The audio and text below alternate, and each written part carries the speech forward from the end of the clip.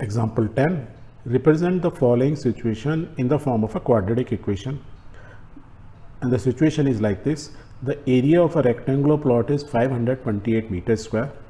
The length of the plot in meters is one more than twice its breadth. We need to find the length and breadth of the plot. तो हमको ये दिया हुआ है, इस type का एक प्लॉट है जिसका एरिया है 520 metre square. Suppose we assume the उसकी जो ब्रेड्थ है सपोज x है, सो लेंथ कितनी होगी, twice of its breadth plus one more than twice its breadth, that is what is given. So the condition जो हमको दी है या सिचुएशन जो दी हुई है वो ये दी हुई है. और इस तरीके से यदि सिचुएशन दी है, किस शेप में है, रेक्टेंगुलर शेप में है या स्क्वायर भी होता तो क्या होता है, एरिया क्या होता है, लेंथ इनटू ब्रेड्थ, ये दोनों को मल्टीप्लाई करके इज इक्वल टू दिस. तो क्वाड्रेटिक इक्वेशन तो हमको मिली गई. और यदि क्वाड्रेटिक इक्वेशन हमको मालूम है तो we have to find the value of length and breadth. और लेंथ एंड ब्रेड्थ के क्या हमको x पता लगाना है.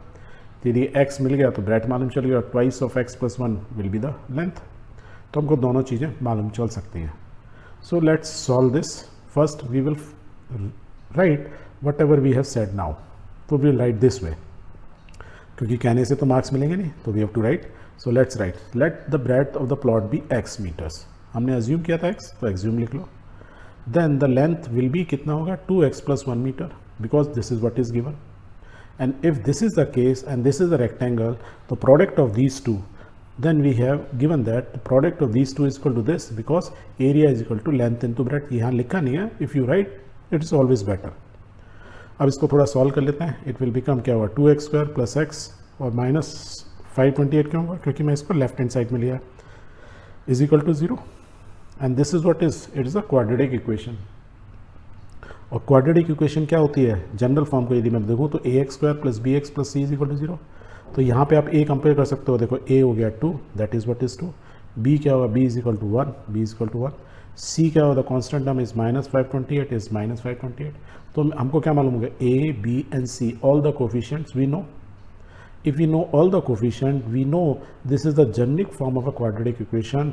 और यदि कोई भी क्वाड्रेटिक इक्वेशन जिसके हमको कोफिशिएंट मालूम है तो हम उसके रूट्स इजीली पता लगा सकते हैं. और रूट किस फॉर्मूले से पता लगाते हैं, x is equal to minus b plus minus under root b square minus 4ac upon 2a, that is what we learn.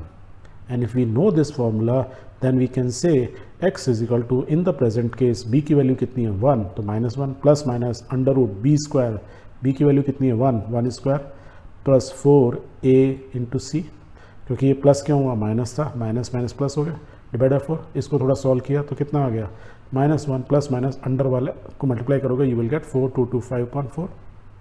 And if you know the square root of 4225 तो आपको आंसर इजीली मिल जाएगा. तो आप इसको square root निकालना जानते हो तो निकाल लो. So let's write down, the square root is 65. कैसे निकाला, 4225, आपको स्क्वायर रूट निकालनी आती थी. बाय द वे आप याद रखो, ये 25 है तो लास्ट में तो 5 आना ही आना है, राइट. और 42 आना क्या चाहिए, 7 6 42, तो 7 6 42 है, तो स्क्वायर रूट जैसे 65 का स्क्वायर 5 का मतलब कोई भी नंबर हो, वो 115 हो, 5 हो, 25 हो, 95 हो, तो स्क्वायर रूट निकालने का क्या तरीका होता है, 5 जो लास्ट टाइम है उसका लिखते हैं 25, 5 5 25, और 6 को नेक्स्ट हायर डिजिट से मल्टीप्लाई कर देते हैं, 7 6 42. तो आपको ये 42 मालूम है, तो ये 7 6 42 या 6 7 42, तो क्या आपको आएगा 65. डायरेक्टली आप लिख सकते हो. आपको स्क्वायर रूट वैसे याद करने की ज़रूरत नहीं थी लिखने की, आप डायरेक्ट निकाल सकते हो. सपोज़ ये 95 होता तो यहाँ क्या होता, 95 यदि आता है स्क्वायर रूट, तो यहाँ क्या होता, 9 से नेक्स्ट नंबर क्या होता, 10, 9 10 या 90, तो 9025 होता, तब स्क्वायर रूट 95 आता. 5 कहाँ से आया, 25 का, ये जो दो पेयर ले लो 25.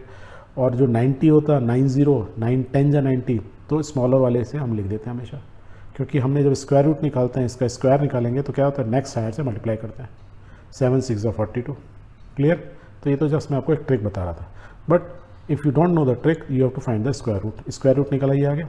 इससे देखो x की दो वैल्यू आ जाएगी, एक -1 प्लस 65 और एक -1 minus 65. So let's find out those value of x. तो एक में हम लिखेंगे 65 पॉजिटिव लिया था, -1 गया 64/4, और एक उधर -66/4. इनको फर्दर डिवाइड कर सकते हो, तो लेट्स डिवाइड इट.